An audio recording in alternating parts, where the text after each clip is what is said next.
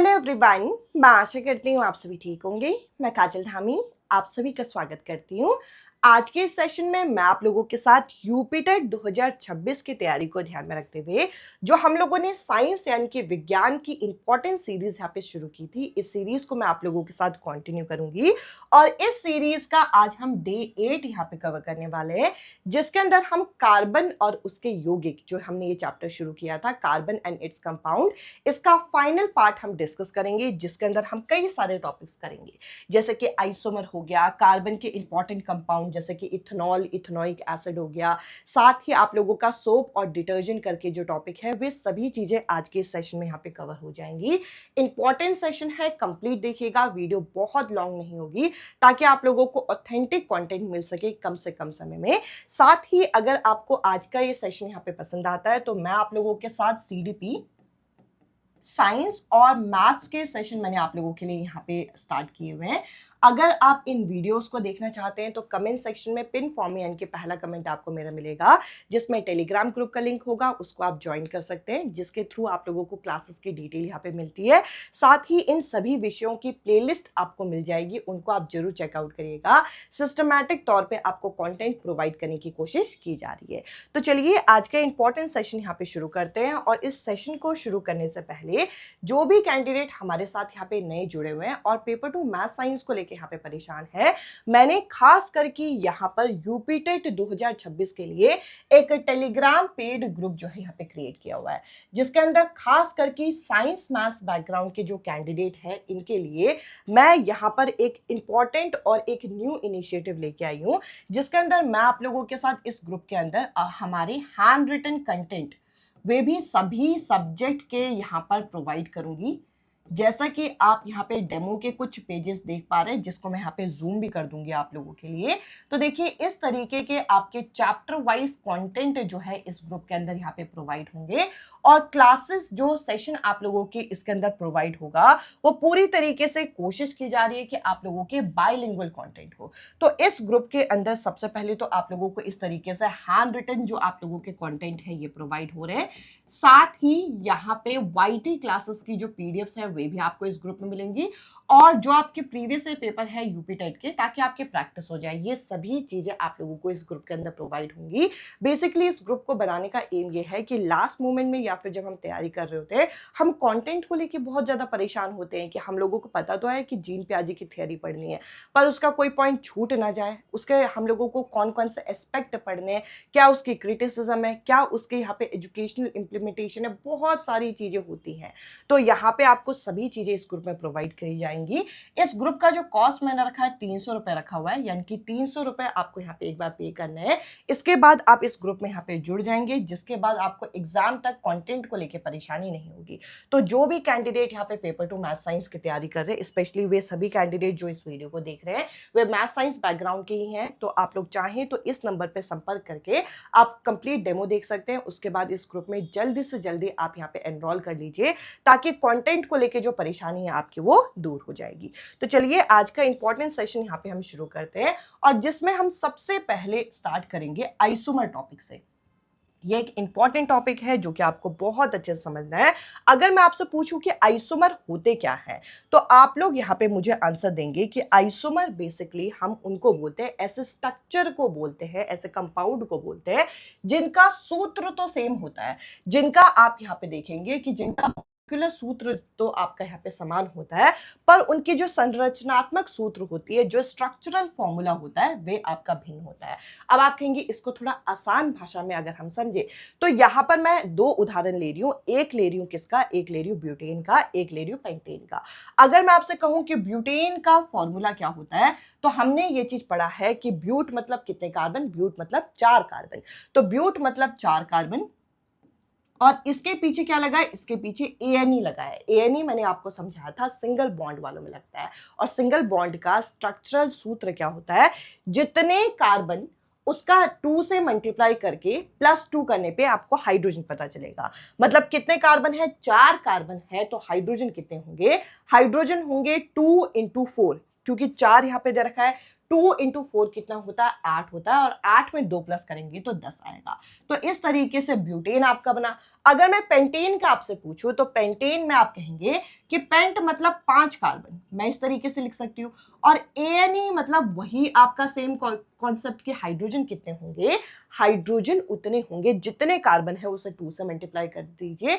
2 को अगर मैं यहाँ पे 5 से मल्टीप्लाई करती हूँ तो 10 आएगा, उसमें 2 प्लस कर दें, यानी कि आपका जो जनरल फॉर्मूला है वो क्या है, CnH2n प्लस 2। इससे मैंने आपके सूत्र जो है यहाँ पे बना दिए। आई होप इतना आपको क्लियर हो गया होगा।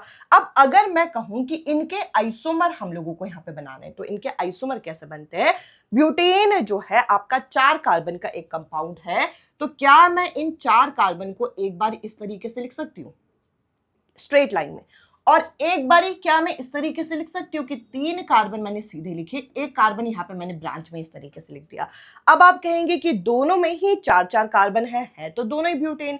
अब दोनों में फर्क क्या है, दोनों में इनकी संरचनाओं का फर्क है, इनके स्ट्रक्चर का फर्क है, बाकी इनका फॉर्मूला जो होगा वो एकदम सेम होगा। कैसे सेम होगा, ये जो कॉर्नर वाला कार्बन है इसकी सारे कार्बन की वैलेंसी कितनी होती है, 4, तो इस हिसाब से इस वाले कार्बन में हाइड्रोजन कितने हो जाएंगे, यहाँ पे 3 हो जाएंगे, क्योंकि एक ही बॉन्ड बना था। इस वाले कार्बन की अगर मैं बात करूं तो 2 बॉन्ड है, तो 2 और हाइड्रोजन, क्योंकि 4 बनाने, यहां पर भी 2 हाइड्रोजन और यहां पर 3 हाइड्रोजन। तो आप गिन लीजिए कितने कार्बन है, 4 कार्बन है, और हाइड्रोजन कितने हैं, 4 ऊपर 4 नीचे और 2-2 इधर, यानी कि मतलब एक एक इधर, तो 10 हो गया। अगर मैं इसका बनाऊं, इसका अगर मैं यहाँ पे बनाती हूं तो इस कार्बन में कितने हाइड्रोजन लगेंगे, 3 लगेंगे। इस कार्बन में कितने लगेंगे भाई, इस कार्बन में भी यहाँ पे 3 लगेंगे। इस कार्बन में कितना लगेगा, 1 लगेगा, क्योंकि ऑलरेडी 3 बॉन्ड बन चुका है, और इस कार्बन में यहाँ पे 3 लगेंगे। तो 3 इसमें लगे, 3 इसमें लगे, 3 इसमें लगे, और 1 इसमें लगा, तो 3 3 6 7 8 9 10। तो यहाँ पर आप देख पाएंगे कि जो मैंने ब्यूटेन के 2 अलग अलग स्ट्रक्चर बनाए हैं, दोनों का जो सूत्र है वो क्या है, C4H10। पर अगर मैं इनकी संरचना की बात करूं, इनके स्ट्रक्चर की बात करूं, तो दोनों के स्ट्रक्चर में फर्क है। तो जो स्ट्रेट चेन होती है उसके आगे N लगता है, तो ये हो गया आपका N ब्यूटेन, और जिसमें एक इस तरीके की ब्रांचिंग होती है, इसके लिए हम यहाँ पे वर्ड लगाते हैं आइसो, तो ये हो गया आइसोब्यूटेन। तो यहां आपसे अगर पेपर में पूछा जाए कि ब्यूटेन के कितने आइसोमर हैं, तो आपका आंसर क्या होगा, आपका आंसर होगा 2। यानी कि ब्यूटेन के कितने आइसोमर पॉसिबल है, 2। आप किसी भी तरीके से लिखिए, 2 से ज्यादा आइसोमर इसके यहाँ पे नहीं बन सकते। मैं उम्मीद करूंगी कि इतना आपको यहाँ पे अच्छे से क्लियर हुआ होगा। अब देखिए, अगर मैं यहाँ पर इस चीज को और अच्छे से समझाने के लिए एक बारी आपका पेंटेन का अगर मैं स्ट्रक्चर बनाऊं, तो पेंटेन में एक स्ट्रक्चर कैसा बन सकता है, एक स्ट्रक्चर ऐसा बन सकता है, सीधा सीधा आप 5 कार्बन को सीधे सीधे लगा दीजिए। दूसरे स्ट्रक्चर में एक बार थोड़ा सा इसे सीधा लिखते हैं। हाँ जी, एक बारी मैं क्या कर सकती हूँ, 5 कार्बन को इस तरीके से स्ट्रेट लगा सकती हूँ, लगा सकती हूँ नहीं लगा सकती हूँ, बिल्कुल लगा सकती हूँ। एक बारी मैं क्या कर सकती हूँ कि 5 में से 4 कार्बन को सीधा लगाया, एक कार्बन को मैंने इस तरीके से लगाया। अब आप कहेंगे इसके ऊपर क्यों लगाया, इसके ऊपर क्यों नहीं लगाया, दोनों में किसी के भी ऊपर लगा दीजिए, सेकेंड नंबर पे कार्बन माना जाएगा। अब तीसरा मैं केस क्या बना सकती हूँ, तीसरे केस में यहां पर पहले केस में मैंने 5 कार्बन सीधे लगाए, इस केस में 4 कार्बन मैंने सीधे लगाए, इस केस में 3 कार्बन लगा के एक यहां ब्रांचिंग, एक यहां ब्रांचिंग, यानी कि यहां पर हमें देखने को मिला कि पेंटेन के कितने आइसोमर पॉसिबल होंगे, 3। जो स्ट्रेट चेन होंगे, हाइड्रोजन आप लगा लीजिएगा, हाइड्रोजन अगर हम लगाते हैं तो यहाँ पे 3, यहाँ पे 2, यहाँ पे 2, यहाँ 2 और यहाँ 3, तो 3 3 6 7 8 9 10 11 12, तो 12 आ जाएगा, 12 आ गया। अगर मैं इस जगह पे लगाती हूँ तो 3 इधर, 2 इधर, 3 इधर, 1 इधर, 3 इधर, 3 3 6, इसके अलावा 7 8 9 10 11 12, 12 आ गया। अब अगर मैं इसमें लगाती हूँ तो 3 इधर आ जाएगा, 3 इधर आ जाएगा, 3 इधर और 3 इधर, बीच वाले कार्बन में कोई भी हाइड्रोजन नहीं लगेगा, यानी कि 3 3 6 7 8 9 10 11 12। तो यहाँ पर तीनों ही केस की जो संरचना है यानी कि स्ट्रक्चर है, तीनों ही केस की स्ट्रक्चर जो है उसमें भिन्नता है, पर तीनों का जो सूत्र है वो बिल्कुल एक दूसरे से समान है। आई होप या मैं आप लोगों को अच्छे तरीके से समझा पाई होंगी। अब अगर हम यहाँ पे देखें तो जो स्ट्रेट चेन होती है उसके आगे क्या लगाते हैं, उसके आगे मैंने अभी बताया था एन वर्ड लगाते हैं, तो ये हो जाएगा आपका एन पेंटेन, ये क्या हो जाएगा, एक ब्रांचिंग में क्या बोलेंगे, इसे आइसोपेंटेन बोलेंगे। और अगर इस तरीके का स्ट्रक्चर बनता है जिसमें चारों तरफ से कार्बन इस तरीके से ब्लेंड होता है तो इसे बोलेंगे नियोपेंटेन। तो ये हो गया आपका आइसोमर का पूरा कॉन्सेप्ट जो आपको पता होना चाहिए।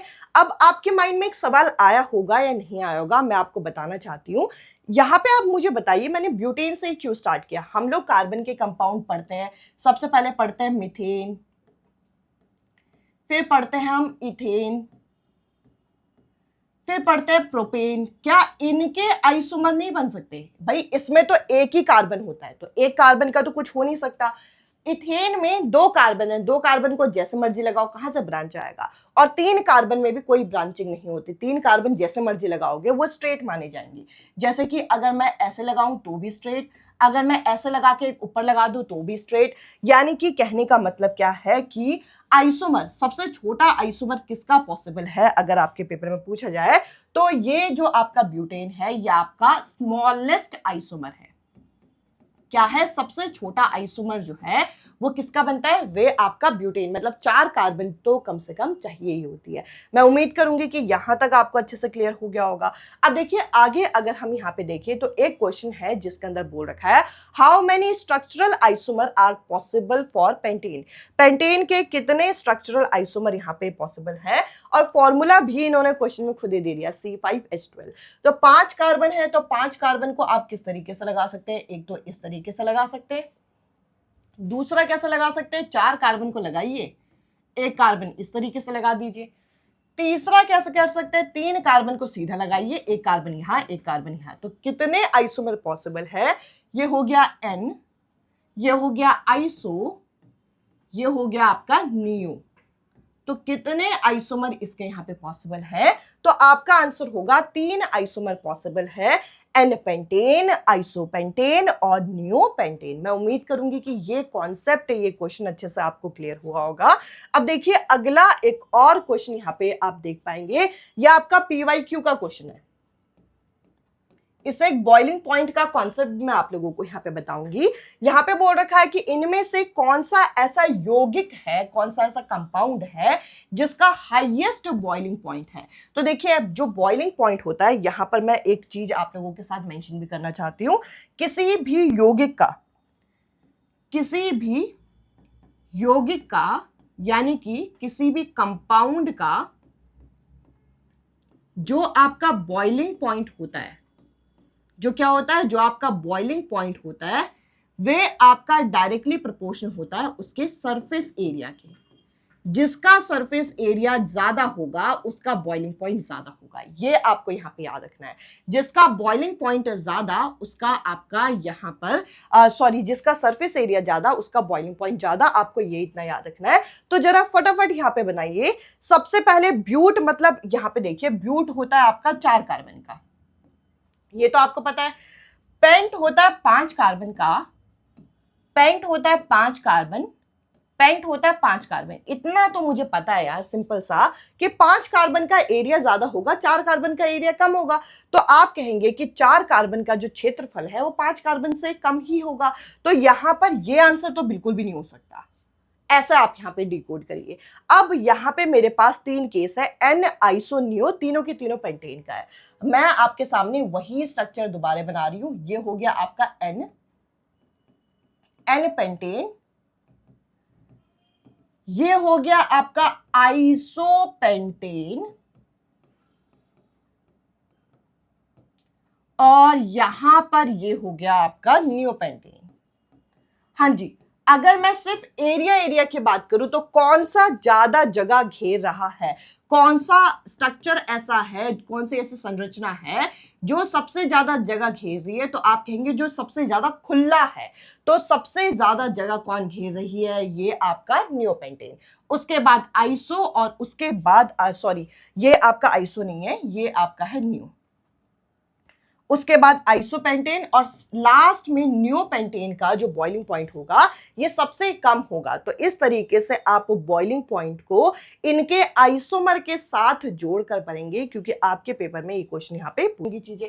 अब देखिए यहाँ जैसे मैंने कहा था इंपॉर्टेंट कार्बन कंपाउंड भी हम लोगों को यहाँ पे पढ़ने हैं, तो एक एक करके पढ़ते हैं। तो सबसे पहले आ जाता है आपका इथेनॉल। अब देखिए इथेनॉल का अगर मैं सूत्र देखूं तो इथेनॉल के सूत्र को थोड़ा सा इसे जूम कर लेते हैं ताकि आपको चीजें क्लियरली यहाँ पे विजिबल हो। हाँ जी, इथेनॉल की अगर मैं आप लोगों के साथ यहाँ पे बात करूं तो इथेनॉल का अगर हम फॉर्मूला देखें तो ये होता है CH3CH2OH, या फिर आप इसे कैसे लिख सकते हैं C2H5OH। और अगर आप इसका फॉर्मूला यहाँ पे बनाना चाहें तो 2 कार्बन आप इस तरीके से लगाएंगे, ठीक है जी। एक जगह पे आप OH लगा दीजिए। आप कहेंगे कि आपने इस कार्बन पे क्यों लगाया, इस कार्बन पे क्यों नहीं लगाया, जिस पे लगाना लगाओ। अब इसके बाद हाइड्रोजन यहाँ पे कितना लगेंगे, यहाँ लगेंगे आपके 3, क्योंकि 4 बॉन्ड बनाना है। इसके 2 बॉन्ड बने तो 2 हाइड्रोजन इस तरीके से लगेंगे। तो काउंट कर लीजिए कितने कार्बन है, 2 कार्बन है। हाइड्रोजन कितने हैं, इस हाइड्रोजन को काउंट नहीं करेंगे क्योंकि ये OH जो है साथ में, ये एक आपका फंक्शनल ग्रुप है। ये कौन सा फंक्शनल ग्रुप है भाई, ये फंक्शनल ग्रुप किसका होता है, ये फंक्शनल ग्रुप होता है आपका अल्कोहल का, जिसका डेरिवेटिव क्या है, इथेनॉल है, आपको पता होना चाहिए। और यहां पे हाइड्रोजन कितने हो गए, 3 यहां 2 यहां, तो C2H5OH। अब देखिए यहां पे बोल रखा है कि इसे हम कॉमनली अल्कोहल के नाम से जानते हैं। साथ ही ये आपका लिक्विड होता है, द्रव्य अवस्था में होता है कब, जब इसे रूम टेम्परेचर में देखा जाता है। मैं उम्मीद करूंगी कि ये तो बहुत बेसिक था। अब इसके अलावा यहाँ पे अगर हम इसके रिएक्शंस की बात करें जो कि बहुत इंपॉर्टेंट है, इसके रिएक्शन आप लोगों को यहाँ पे समझना।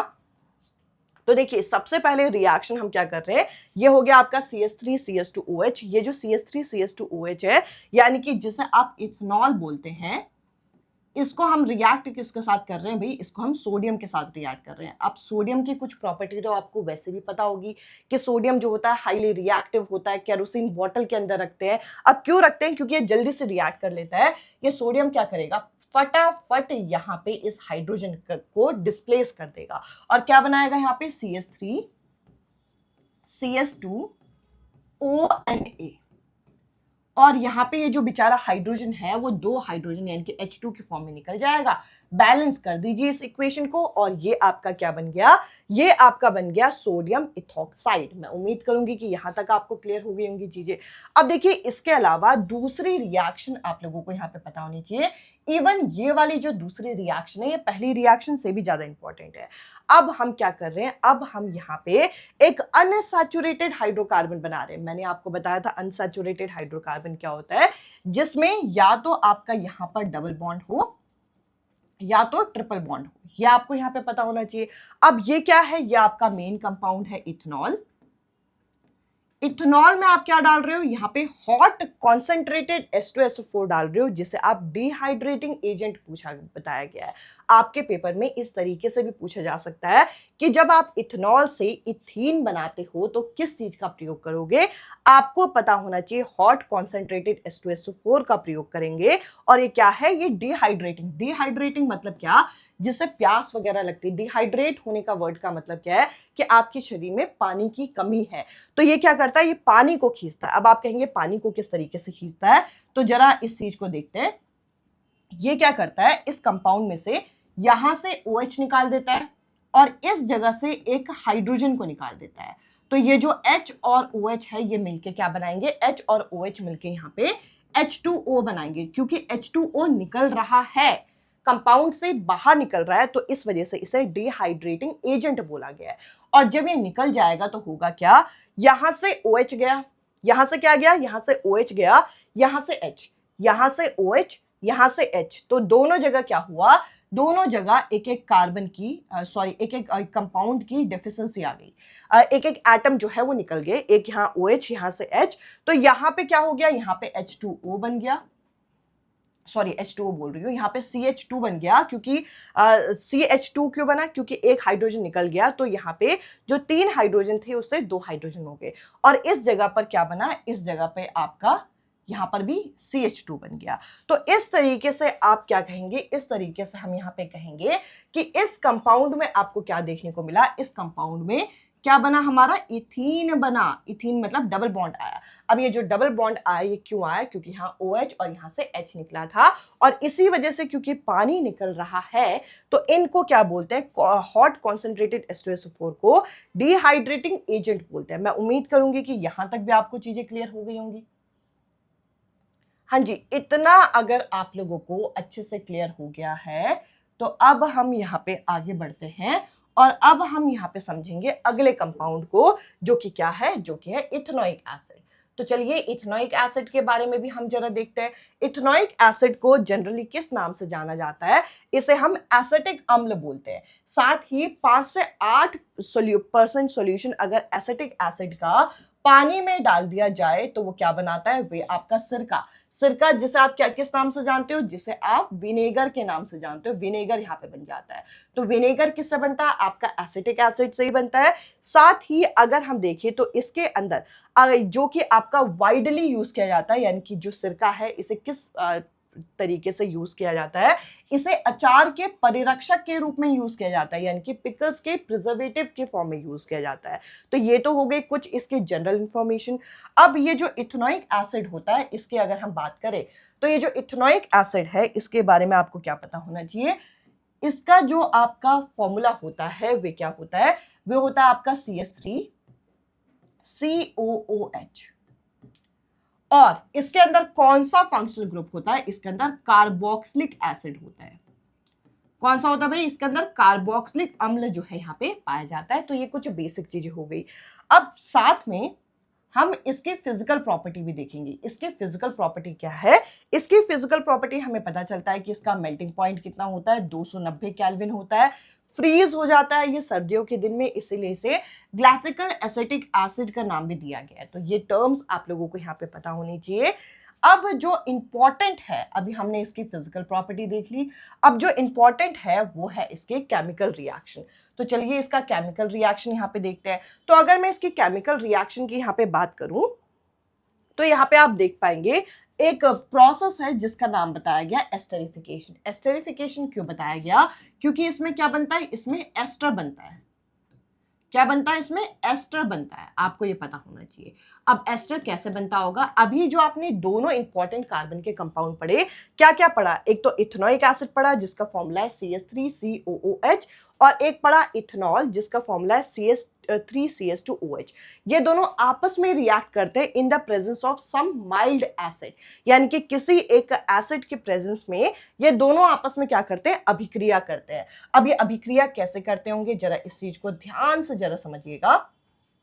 यहां से OH, यहां से OH और यहां से H निकलता है। क्या बोला मैंने, जरा ध्यान से देखिए।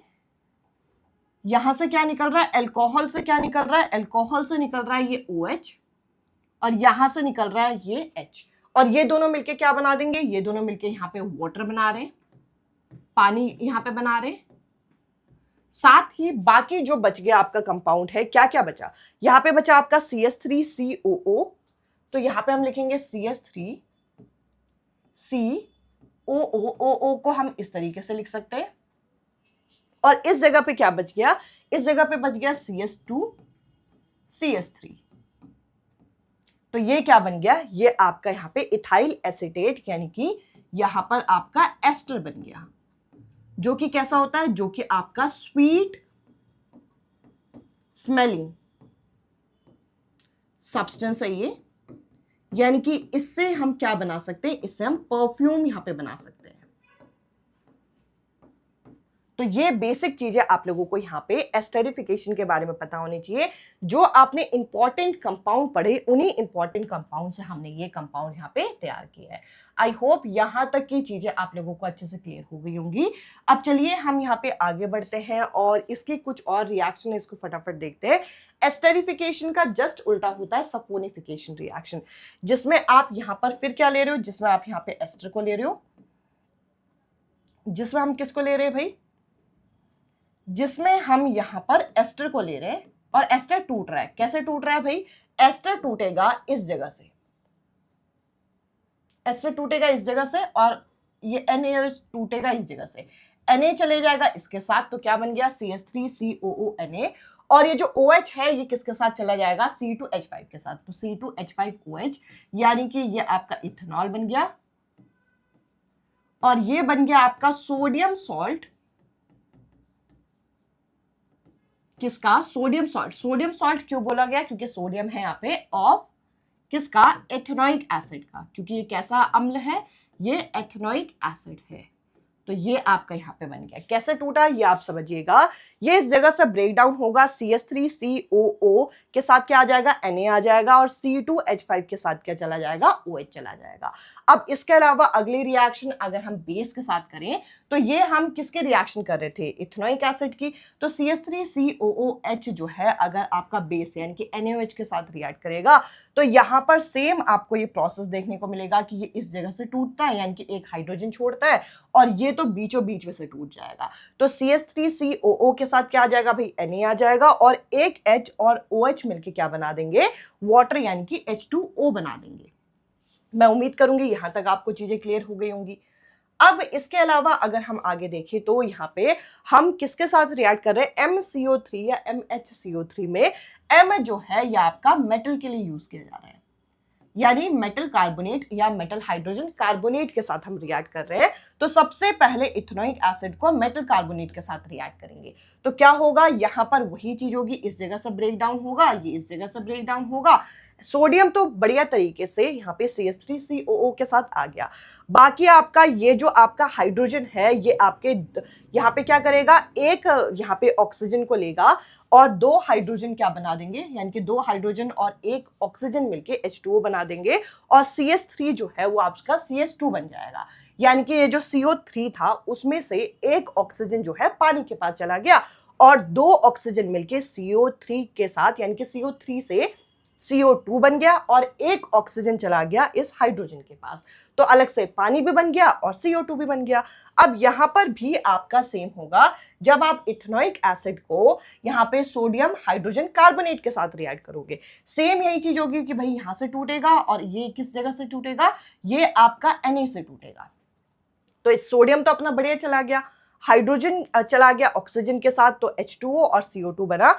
अब आप कहेंगे दोनों रिएक्शन में फर्क क्या है, जो आपका पहला रिएक्शन था जो मेटल कार्बोनेट के साथ था, उसमें ये जो प्रोडक्ट बना है ये आपका दुगना बना है अगर आप इस इक्वेशन को बैलेंस करते हैं, जबकि इसमें सिंगल प्रोडक्ट बना है। इतना फर्क होता है मेटल कार्बोनेट और मेटल हाइड्रोजन कार्बोनेट के केस में।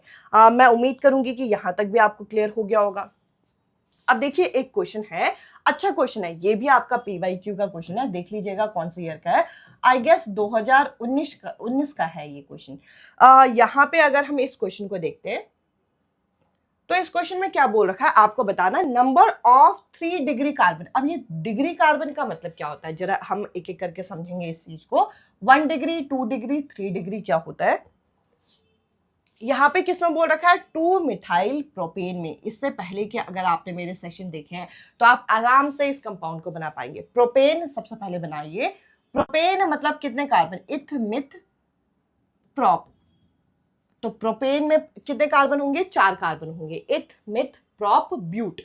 यहाँ पे इथ मिथ प्रोप, सॉरी यहाँ पे प्रोप में 3 कार्बन होंगे, इथ मिथ प्रोप होता है ना यहाँ पे, हाँ जी, यहाँ पे मैंने 3 कार्बन बनाए। प्रोपेन यहाँ पे है, मैंने प्रोपेन बना दिया 3 कार्बन, और जिसमें दूसरे कार्बन पे क्या लगा है, मिथाइल ग्रुप। दूसरे कार्बन पे अगर मिथाइल ग्रुप लगा है तो यहाँ पे CH3 लगा होगा, ये हो जाएगा आपका CH3, ये हो जाएगा CH2, सॉरी CH हो जाएगा यहाँ पे क्या हो जाएगा, यहाँ पे हो जाएगा CH, मैं हाइड्रोजन को लगा रही हूँ अपने लिए, यहाँ पे भी CH3, ये आपका कंपाउंड बन गया। ये क्या लिखा था, 2 मिथाइल प्रोपेन, प्रोप मतलब मिथ, इथ प्रोप, प्रोप मतलब 3 कार्बन की चेन जिसमें दूसरे नंबर पे CH3 लगा हुआ है। अब क्वेश्चन क्या पूछ रखा है, क्वेश्चन यहाँ पे ये पूछ रखा है कि आप ये बताइए कि इसमें 3 डिग्री कार्बन कौन कौन सा है। तो 3 डिग्री कार्बन होता क्या है, 3 डिग्री कार्बन उसको बोलते हैं एक ऐसा कार्बन जो कि कितने साइड से अटैच है, जो कि 3 साइड से अटैच है, वो होगा आपका 3 डिग्री कार्बन। एक कार्बन जो एक साइड से अटैच है वे क्या होगा, वे होगा आपका 1 डिग्री कार्बन। अब आप यहां पे देख पाएंगे अगर ये चेन, फॉर एग्जाम्पल अगर ये चेन ऐसी होती, इसमें मैं आपको समझाती हूं, इसमें मैं आपको समझाऊंगी, ये वाला जो कार्बन है ये कार्बन हो जाएगा आपका 3 डिग्री, क्योंकि ये इस साइड से भी अटैच है, इस साइड से भी, इस साइड से भी। ये जो कॉर्नर वाला कार्बन है क्योंकि एक ही साइड से जुड़ा हुआ है तो ये हो गया 1 डिग्री, और ये वाला जो कार्बन है ये दो साइड से अटैच है इसलिए ये हो जाएगा 2 डिग्री। मैं उम्मीद करूंगी कि 1 डिग्री, 2 डिग्री, 3 डिग्री आपको समझ में आ गया होगा। क्वेश्चन के अनुसार आपको बताना है कि आपका 2 मिथाइल प्रोपेन में 3 डिग्री कार्बन कितने हैं, 3 डिग्री कार्बन। ये वाला कार्बन एक साइड से जुड़ा है तो ये 1 डिग्री हो गया, ये 1 डिग्री हो गया। क्वेश्चन में पूछा होता है कि 1 डिग्री कार्बन कितने हैं, तो मेरा आंसर होता है 1 2 3, तो 3 आंसर होता। पर यहाँ 3 डिग्री पूछा गया है तो 3 डिग्री कितने हैं, 3 डिग्री है सिर्फ एक, जो कि सेकेंड ऑप्शन में दे रखा है। आई होप ये 1 डिग्री, 2 डिग्री, 3 डिग्री आप लोगों को यहाँ पे चीजें जो है क्लियर हो गई होंगी। ये मैंने एक एक्स्ट्रा उदाहरण दिया ताकि आपको 1 डिग्री, 2 डिग्री, 3 डिग्री को मैं समझा पाऊं। अब इसके अलावा एक और टॉपिक है सोप और डिटर्जेंट का, जो कि क्लीनिंग एक्शन में यहाँ पे आता है। सोप और डिटर्जेंट को अगर हम देखें तो इस तरीके से लॉन्ग चेन होती है, ये लॉन्ग चेन होती है किस चीज की, हाई फैटी एसिड की। ये आपको यहां पर इसकी परिभाषा पता होनी चाहिए। ये हो गई सोप की परिभाषा। अगर हम एक सोप को देखें तो इसमें ये जो जिगजैग लाइन है ये सोप का पार्ट होता है हाइड्रोफोबिक पार्ट। हाइड्रोफोबिक मतलब, फोबिक वर्ड का मतलब क्या, फोबिक मतलब जो चीज डरता है, तो ये वाटर को क्या करेगा, ये रिपेल करेगा, यानी कि उससे दूर जाता है। और ये अगर हम देखें तो ये वाला जो पार्ट है ये ब्लू, ये होता है हाइड्रोफिलिक। हाइड्रोफिलिक वर्ड का मतलब है, फिलिक वर्ड का मतलब है लविंग, यानी कि ये पानी को क्या करता है, पानी को ये पसंद करता है। तो अगर हम एक स्ट्रक्चर को देखें तो इस स्ट्रक्चर में ये हो गया ऑयल का ड्रॉपलेट, तेल का बूंद हो गया। अब इस तेल के बूंद के आसपास इस जगह पर क्या है, इस जगह पर पानी है। यहां पर क्या है, यहां पर है वाटर। इस जगह पर बाहर की साइड क्या है भाई, वाटर है।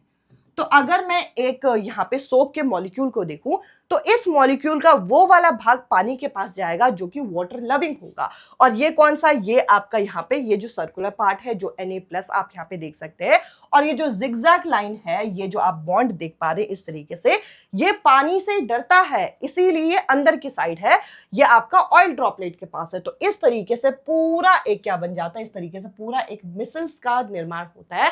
और उसके बाद जब आप क्लीनिंग करते हैं तो ये बॉन्ड जब यहां पर से टूट रहे होते हैं, क्योंकि ये ऑयल ड्रॉपलेट के साथ बॉन्ड बना चुके हैं, तो ये अपने साथ साथ ये क्या करते हैं, गंदगी को भी साफ करते हुए ले जाते हैं। तो इस तरीके से आपके सोप और डिटर्जेंट यहाँ पे काम करते हैं।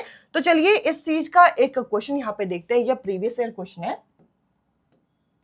जो आई गेस 2017 में यहाँ पे पूछा गया था। तो देखिए यहाँ पे पूछ रखा है कि साबुन क्या है, यह पूछ रखा है, और ऑप्शन है एल्कली मेटल है लोअर फैटी एसिड का। लोअर फैटी एसिड जो होते हैं ये वाटर सॉल्युबल होते हैं, यानी कि पानी में घुलनशील होते हैं। अगर ये पानी में डिसॉल्व हो जाएगा तो ये कैसे डर्ट और ऑयल को साफ करेगा, तो ये यहाँ पे नहीं हो सकता। इसके अलावा ये जो बेंजीन सल्फोनेट है ये आपका एक सिंथेटिक डिटर्जेंट को बोलते हैं। हमसे तो यहाँ पे ऑयल के बारे में पूछा गया तो ये ऑप्शन भी नहीं होगा। इसके अलावा एल्कलाइन मेटल है वो भी हायर फैटी एसिड का। तो जो एल्कलाइन मेटल होते हैं ये इनसॉल्युबल होते हैं और क्या बना देते हैं, झाग बना देते हैं, स्कम बना देते हैं। तो ये भी आपका यहाँ पे आंसर नहीं होगा। तो ये आंसर क्या सही है, ये आपके उच्च श्रेणी के वसा अम्ल है जो कि किसके बने होते हैं, जो कि एल्कली धातु के बने होते हैं। तो यहां पर आप लोगों का करेक्ट आंसर क्या होगा, इस क्वेश्चन का फोर्थ जो ऑप्शन है ये करेक्ट आंसर है। मैं उम्मीद करूंगी कि यहां तक आपको क्लियर हो गया होगा। और एक लास्ट क्वेश्चन है यहाँ पे, which of the following hydrocarbon represent the isomer of butene. तो देखिए ईन वर्ड लगा है, ईन किस में लगता है, डबल बॉन्ड वाले में लगता है। और ब्यूट मतलब कितने कार्बन, यहाँ पे ब्यूट मतलब यहाँ पे 4 कार्बन। तो जरा इन दोनों इंफॉर्मेशन को देखते हुए मैं इस क्वेश्चन को सॉल्व करती हूँ। तो देखिए यहाँ पे कितने कार्बन है, 1 2 3 4 5। पूरे स्ट्रक्चर में टोटल कितने कार्बन होने चाहिए, 4 ही होने चाहिए, चाहे जैसे मर्जी लगे हैं। तो ये यहाँ पे गलत हो जाएगा। ये आपका देखिए इसमें 1 2 3 4 कार्बन तो है बिल्कुल, पर कहीं पे डबल बॉन्ड है? डबल बॉन्ड इस स्ट्रक्चर में कहीं पर भी नहीं है। डबल बॉन्ड भी होना चाहिए, इन वर्ड है तो ये भी नहीं होगा। अब अगर मैं इन दोनों स्ट्रक्चर की बात करूं तो 1 2 3 4 4 कार्बन यहां पे है, 4 कार्बन इसमें यहां पे हमें दे रखे हैं। इसमें कितना दे रखे हैं? 1 2 3 4 5। 5 कार्बन तो होने नहीं चाहिए, 4 कार्बन की चेन जिसमें कहीं पर डबल बॉन्ड होना चाहिए कार्बन कार्बन के बीच में। तो इस वजह से इस क्वेश्चन का बी जो ऑप्शन है वो आपका करेक्ट आंसर होगा। मैं उम्मीद करूंगी कि ये जो चैप्टर मैंने आप लोगों के साथ स्टार्ट किया था ये अच्छे से आपको यहाँ पे क्लियर हुआ होगा। इसके अलावा जो भी कैंडिडेट टेलीग्राम पेड ग्रुप में जुड़ना चाहते हैं दिए गए नंबर पे आप मैसेज कर सकते हैं। बाकी इस सेशन को मैं यहीं पे वाइंड अप करती हूँ। अब मैं आपसे मिलूंगी अगले सेशन में अगले टॉपिक के साथ। Bye bye, take care.